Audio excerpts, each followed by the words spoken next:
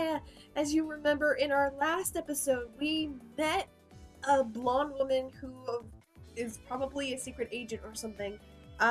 We met all the other characters, we met everybody else, we went shopping, of course, with Amane. That was weird. So let's get back to this. I watch until she finally sits down, then quickly turn to look behind me. Nani yo? Immediately behind me, I find a bright red Michiru staring back at me. Were you listening? Be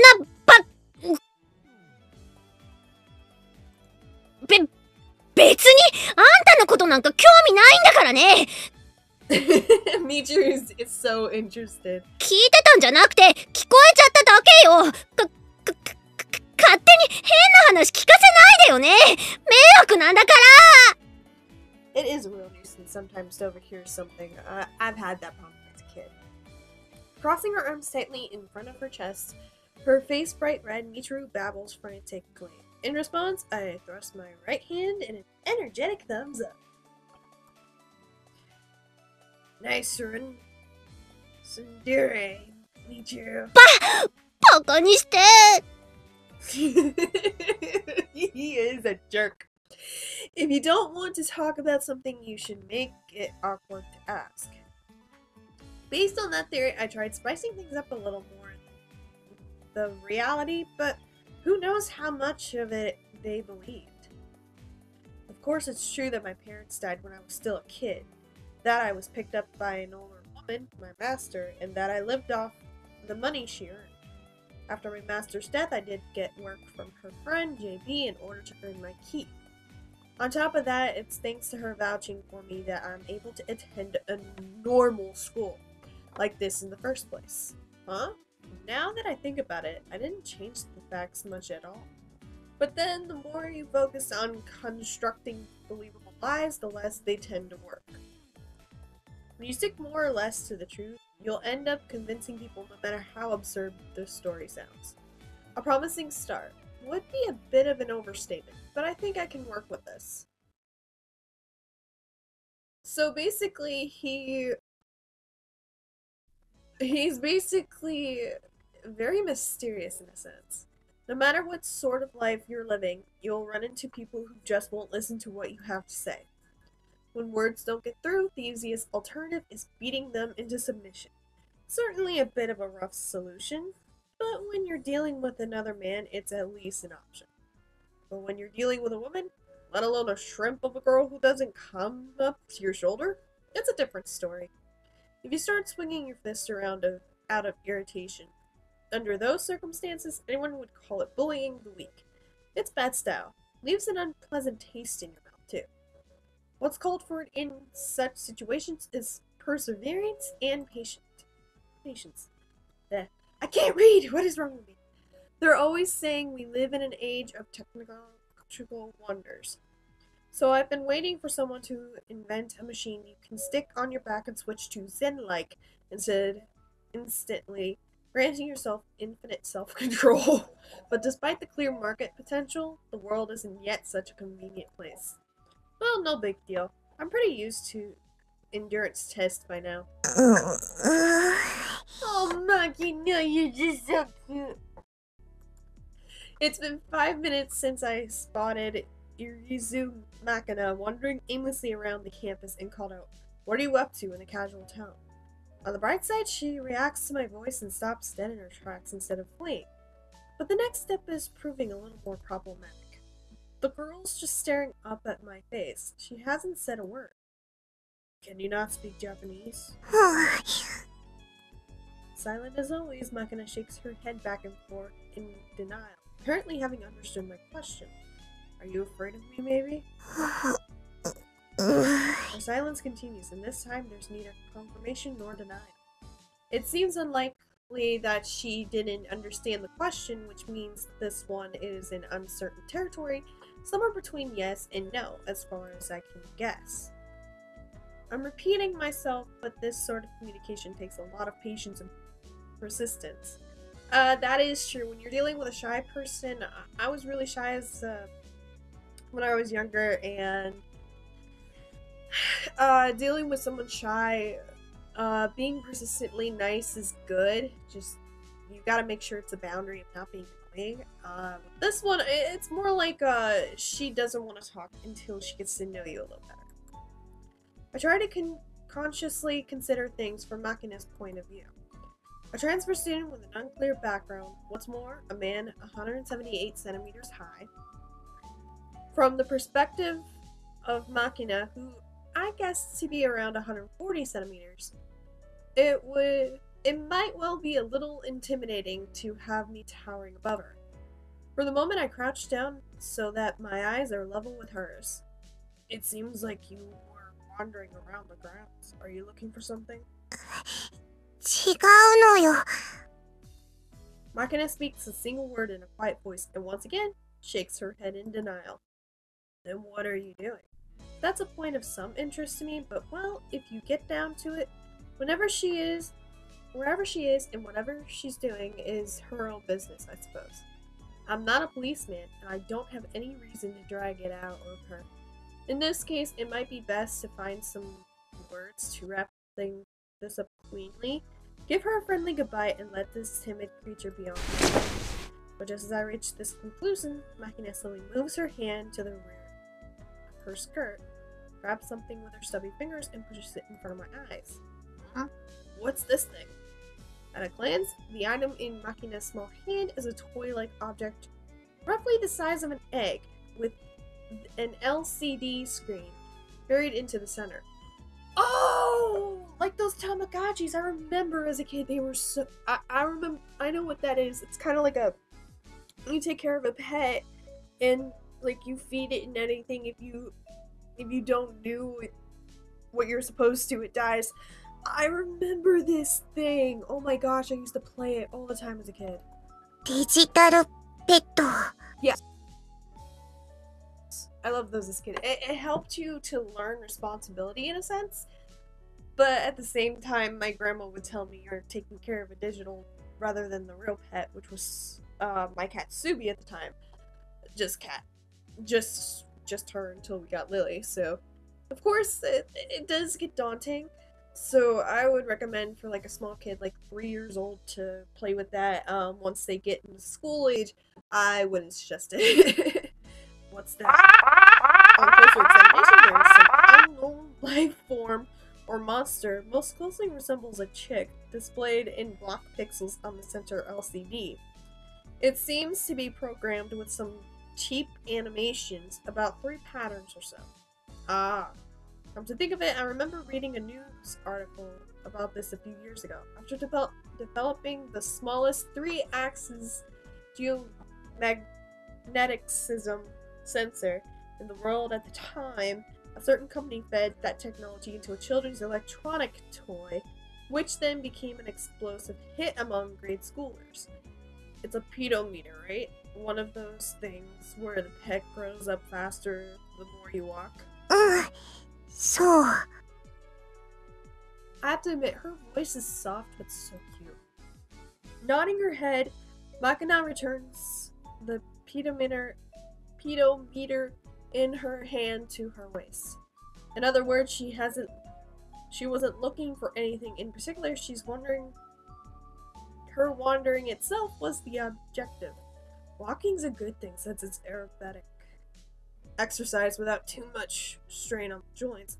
And if you're going to walk anyway, having some sort of visible result from the effort might make it feel more worthwhile. お外にはあまり出たくないから。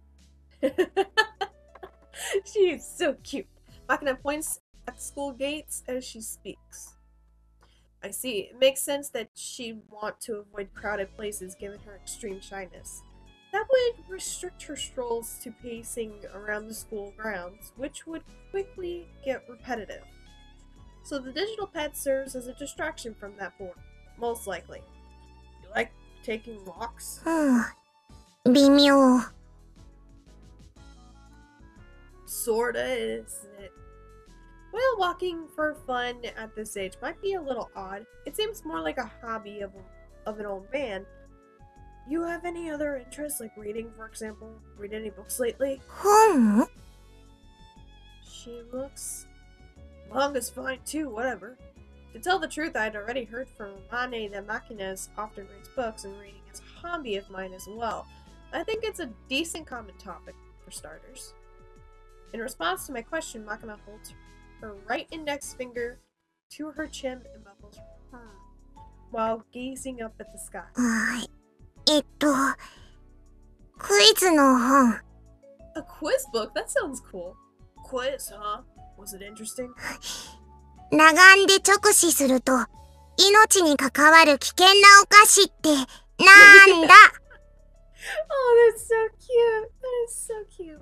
She does have a point. Life-threatening to observe with the naked eye. What kind of death ray weapon is that? In a suite of all things? Some new tech from the West? Whoa! Just looking at it is dangerous. Would mean it's probably some variety of optical weapon? Something like an X-ray possessing mass? Or some sort of beam saber style light based? What the heck? Seizure warning. Gosh darn it. No, wait. It's just seeing it is dangerous. Some sort of super weapon that radiates a pulsed receptors to the eyeball, using a flickering pattern to simulate the brain cells and triggering acceleration apoptosis? Hold it. The thing is a sweet, right? A sweet. What the heck do we go from there? All I'm getting is some sort of chocolate pastry shooting out a mysterious beam of light. Pew, pew, pew? Don't know, I give up. What's the answer? みたらし団子。 Danny! What? 見たらし団子。見たら死ぬのよ。She's just so cute. I like that. Sand dye. Ah, I get it. I missed that angle. Candy. もう行ってもいい Yeah, sorry to hold you up.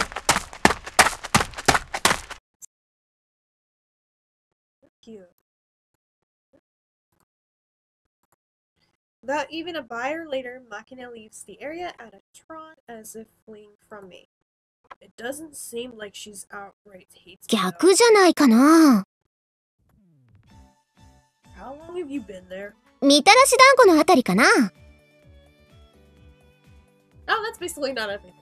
What do you mean by the opposite? あー、まあ、なんつうか、単純に人見知りってのもあるけど、マキナはユージ君に嫌われないようにしてるんだと思うよ。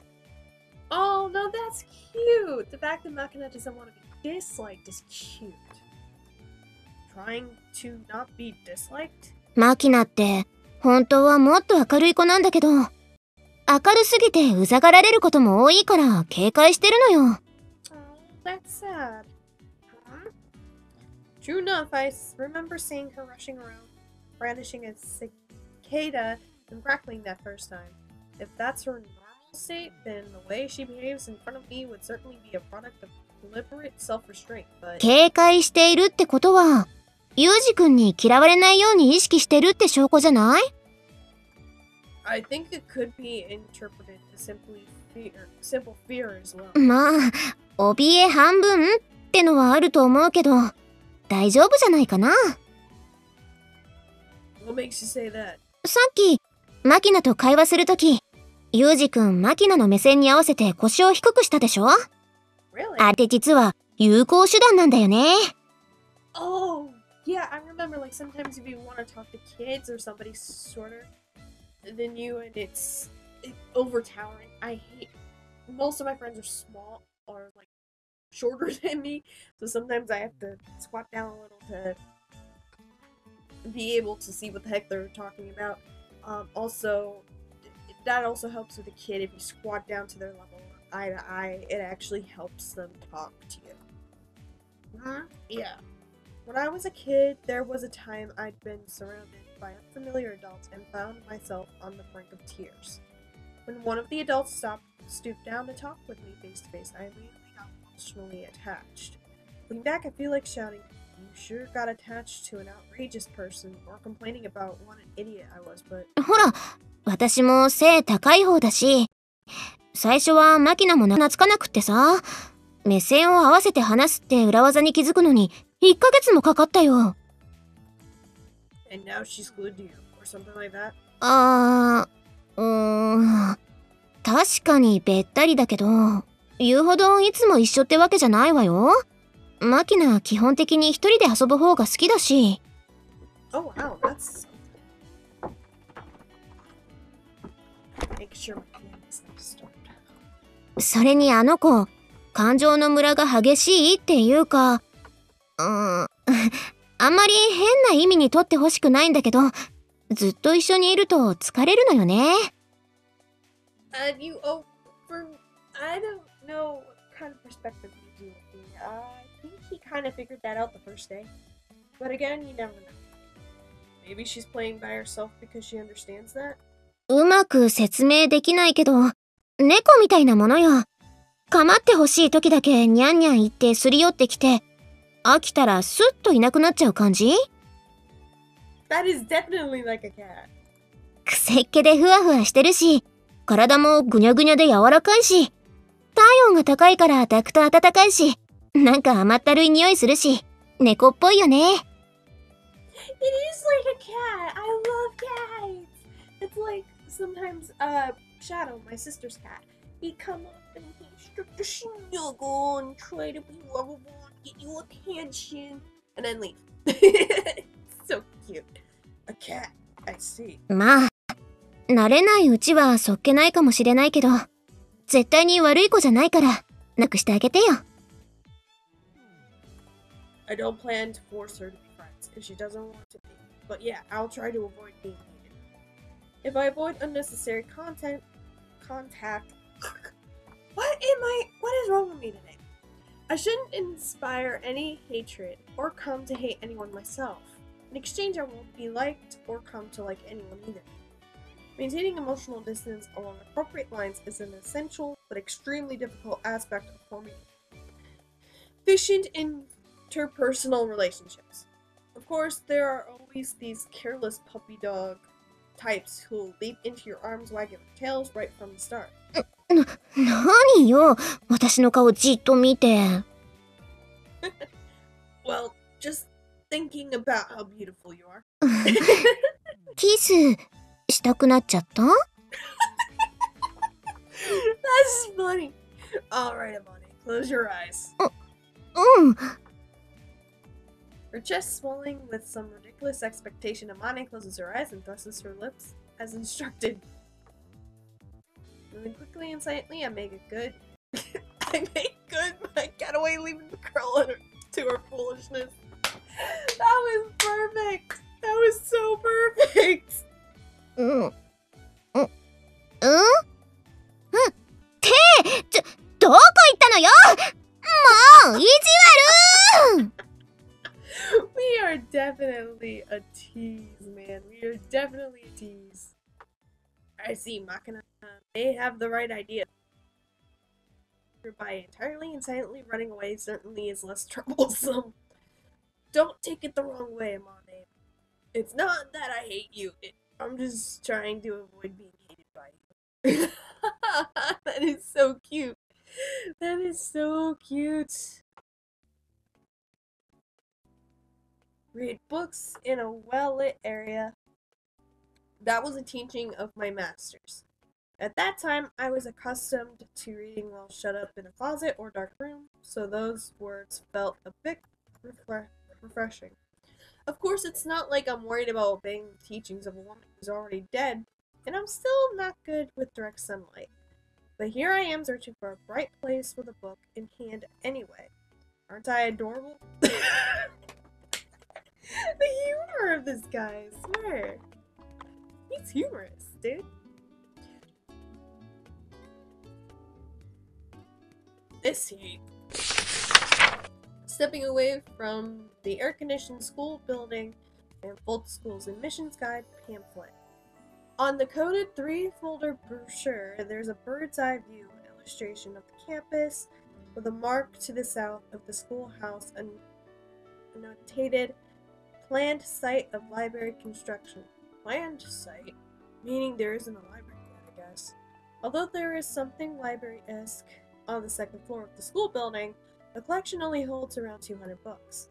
You can apply to have a book stocked if you're after one in particular, and apparently a bookmobile replaces the existing collection every once in a while.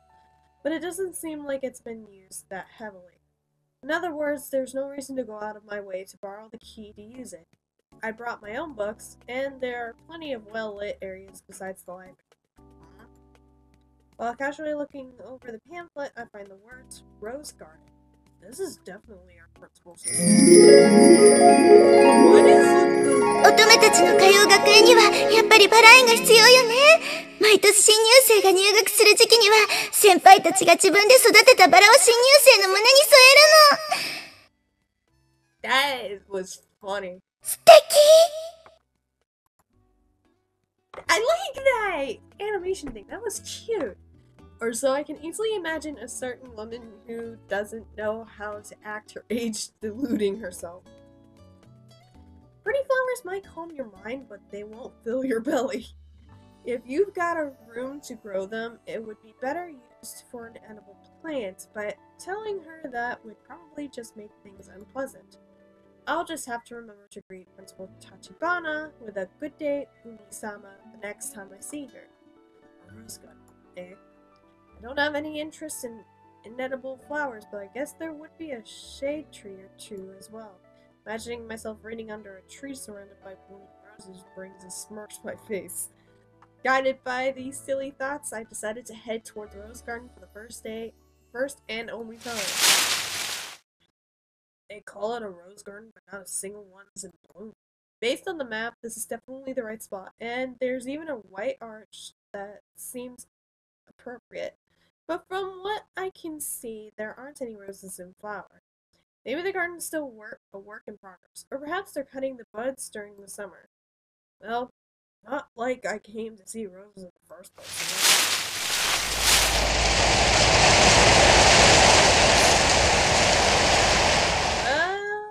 Okay. Wait, Makina is so cute. That was a surprise. Is that a cat? I wasn't expecting anyone else to be here. No, more importantly, what the heck is she doing? I approach silently and touch Makina's neck in the area of her carotid artery. She's got a pulse. On close inspection, she's breathing quietly, so I guess the wicked stepmother, Amane in this case, didn't feed her a poisoned apple. She's sleeping. Wait, this thing is a cat, I think? A large cat is serving as a soundly sleeping Makina's pillow. I'd taken it for a stuffed animal at first glance. It sure looks like a fluffy toy, but when I draw close, the stubby ears buried in its fur twitch like miniature radar antennas. My next question, why sleep out here, soon results in sleep.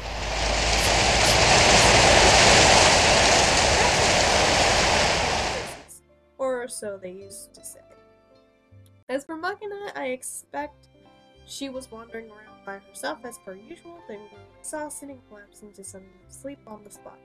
I watched a particularly gnawed apple on Makina's chest rise and fall with her breathing. She fell asleep in the middle of eating, just like a painting. I noticed that Makina's mouth is half open and dripping transparent drool. Not to mention her hair is a scruffled mess. The ribbon in her uniform is crooked, and she's wearing different socks on her left and right leg. What's with this girl? As I look down upon her, Makina suddenly snuffles noises. What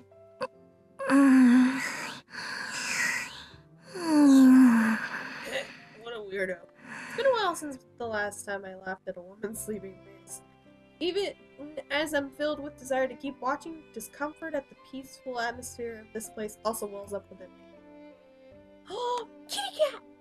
At that moment, I sensed someone watching me and looked over to find that Makina's pillow cat has woken and is staring at me. Skype. My bad, everybody. The Makina's pillow cat has woken and is staring up at me.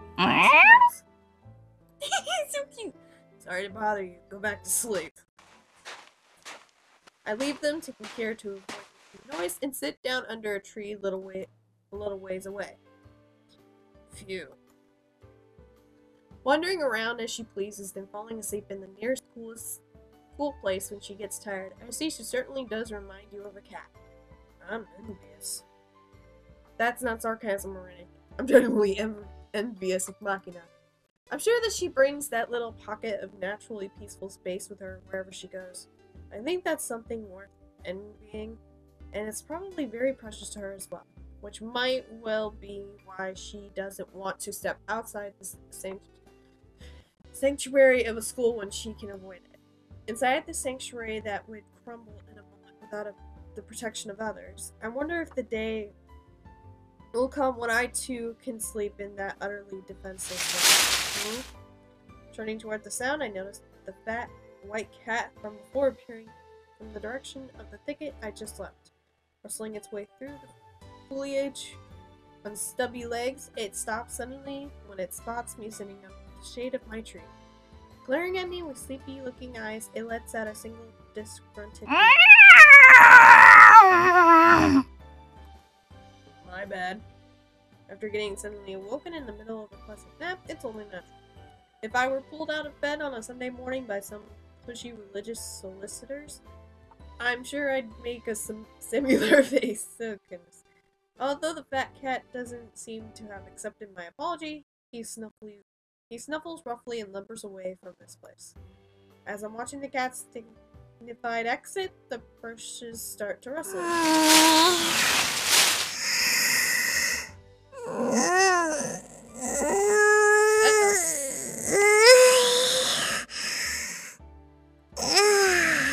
We hear the sound of a dim-witted creature awakening and lazily stretching out its body.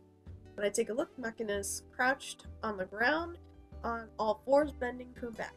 She really is a cat in human form. Makina opens her mouth, holds down a yard, and rubs. Excuse me. Rubs roughly at the tears spilling out of the corner of her eyes. After a restless look around the area, she draws herself up off the ground. It's not like I'm doing anything I need to be ashamed of, but before I realized it, I've hidden myself from her. After standing stock still for a moment, Makina takes a bite from the apple in her hand and wanders off briskly. Where's she off to now? Doesn't look like she's got any particular destination in mind. Driven by an interest I find difficult to pin down, I decide to quietly follow Makina. We're gonna end this here! What the heck, QG? You're a stalker now? Alright. But we get to learn a little bit more about Makina. We got to see something so cute. And we got to see a cute cat, which I love! Kitty cats! So, thank you guys so much for watching, and I hope you enjoyed this episode, so stay tuned for the next video. Also, if you guys have been wondering, I am streaming tonight at 7 p.m. Eastern. I start at 7 p.m. and at around 8. So, it just depends on what game I'm playing, so you never know what I'm playing next. So, thank you guys so much for watching, and I'll see you all later. Stay frosty! Bye. See you next time.